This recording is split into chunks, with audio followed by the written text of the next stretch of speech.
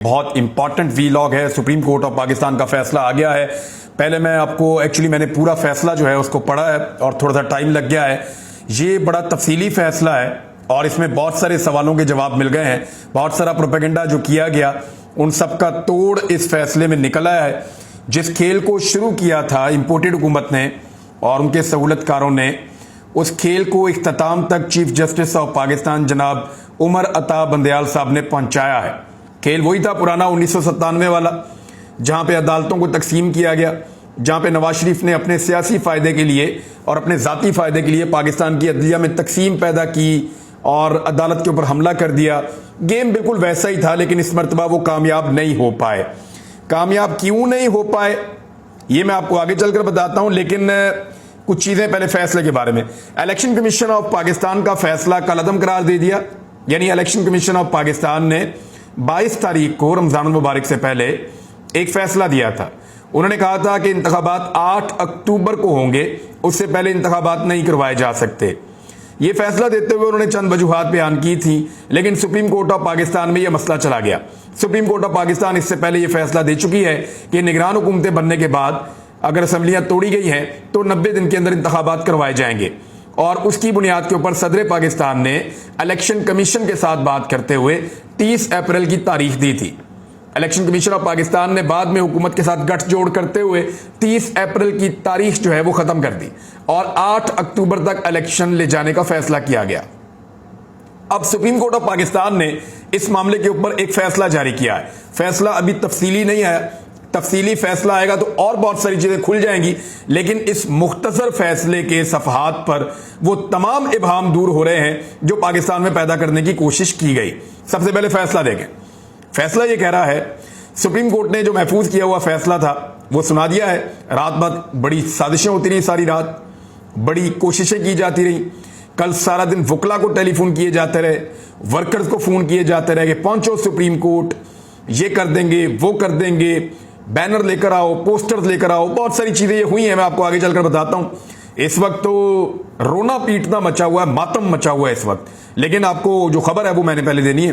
खबर ये है कि फैसले के मुताबिक अदालत उज़्मा ने इलेक्शन कमीशन का 22 मार्च का फैसला कल अदम करार देते हुए पंजाब में 14 मई को इंतखाबात करवाने का हुक्म दे दिया। हालांकि ये पहले 30 अप्रैल को थे, अब 14 मई तक जाना पड़ा। फैसले के अंदर इसका तस्करा है कि ऐसा क्यों करना पड़ा। सुप्रीम कोर्ट ने अपने फैसले में करार दिया कि आइन इलेक्शन कमीशन को 90 दिन से आगे जाने की इजाजत नहीं देता और इलेक्शन कमीशन ने 22 मार्च को गैर कानूनी हुक्म जारी किया। अदालत ने इलेक्शन कमीशन का 30 अप्रैल को पंजाब में इंतखाबात का शेड्यूल तरमीम के साथ बहाल कर दिया है। और अब कुछ चीजें हैं जो फैसला मैं आपको बताता हूं उसमें क्या लिखा हुआ है। सबसे पहले तो यह कहा गया कि गैर आईनी और दायरा इख्तियार से बाहर है जो इलेक्शन कमीशन ऑफ पाकिस्तान ने किया, और यह गैर कानूनी करार दिया गया है सुप्रीम कोर्ट ऑफ पाकिस्तान की जानिब से, और इलेक्शन कमीशन के फैसले को मनसूख कर दिया गया है। ना ही आइन और ना ही कानून कमीशन को यह इख्तियार देता है कि वो इलेक्शन की तारीख को 90 दिन की मुद्दत से आगे बढ़ा सकें, जैसा कि आइन के आर्टिकल 224(2) में दिया गया है। एक तो यह पॉइंट क्लियर हो गया।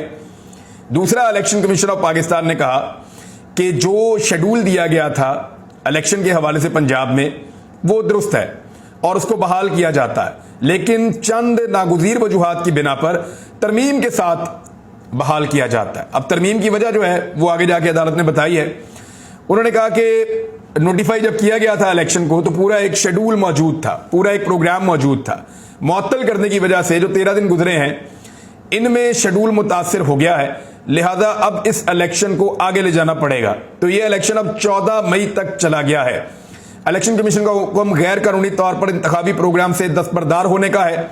इस तरह बकिया मराहिल पर अमल दरामद नहीं हो सका।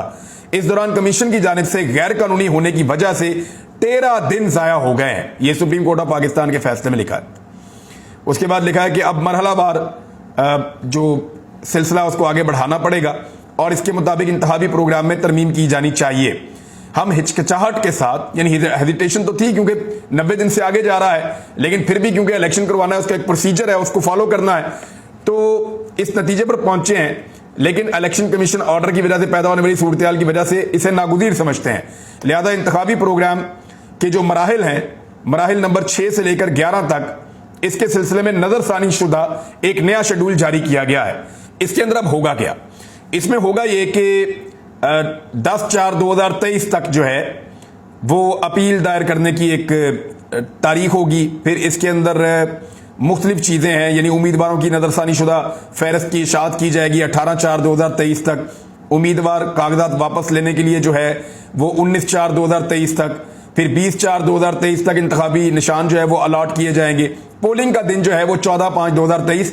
अब सुप्रीम कोर्ट ऑफ पाकिस्तान ने बाकायदा स्टैंप कर दिया है कि 16/5/2023 को इंतखाबात होंगे। कुछ और सवाल जो उठाए गए जरा उनके जवाब भी आप सुन लें। पोलिंग डे पर फोर्स को मुंतकिल किया जाना चाहिए और फंड्स का मामला था। इस मामले में कुछ अहकाम जारी किए सुप्रीम कोर्ट ऑफ पाकिस्तान ने और उसमें यह बताया गया है कि मखसूस सवालात पर कमीशन वाज़े तौर पर यह दावा करता है कि उसे वफाक की जानिब से जो है वो सपोर्ट नहीं मिल रही या वफाक अपनी जिम्मेदारियां अदा नहीं कर रहा, सिक्योरिटी नहीं मिल रही, फंड नहीं मिल रहे, ये वो चीज़ें हैं। तो इसमें जो 5वां पैराग्राफ है उसमें सुप्रीम कोर्ट ऑफ पाकिस्तान ये कहती है 10 अप्रैल तक ये जो हुकूमत है वफाकी खैबर पख्तूनख्वा और पंजाब में इंतखाबात के लिए इलेक्शन कमीशन को 21 अरब रुपए के फंड जारी करेगा हर सूरत में, और अगर ये फंड जारी नहीं होंगे तो उसके ऊपर फिर अदालत दोबारा से हुक्म जारी करेगी और शहबाज शरीफ के लिए मुसीबत बन जाएगी, इसहाक डार के लिए भी मुसीबत बन जाएगी, वजीर खजाना, क्योंकि इसहाक डार खुद हैं।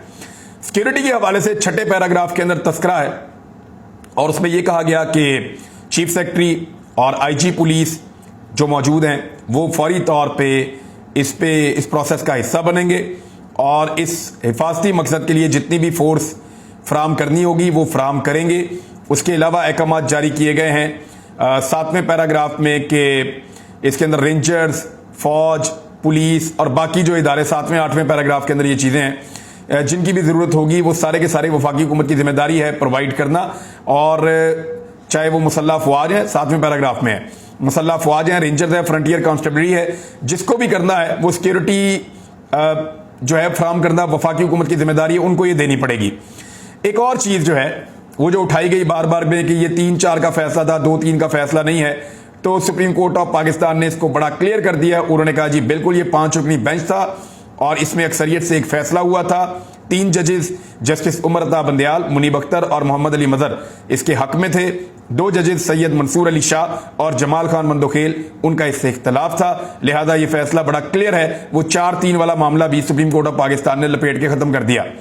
फिर साथ ही उन्होंने कहा कि हमारी तवज्जो एक और चीज पे दिलाई गई और ये भी कहा गया कि 4-3 है, उसके ऊपर उन्होंने बड़ा क्लियरली कह दिया। और साथ ही ये भी कहा कि जो एक कादी फायद ईसा साहब और अमीरुद्दीन खान साहब इनका जो एक फैसला आया है 29/3/2023 का, उस हवाले से 2-1 की अक्सरियत से एक फैसला आया।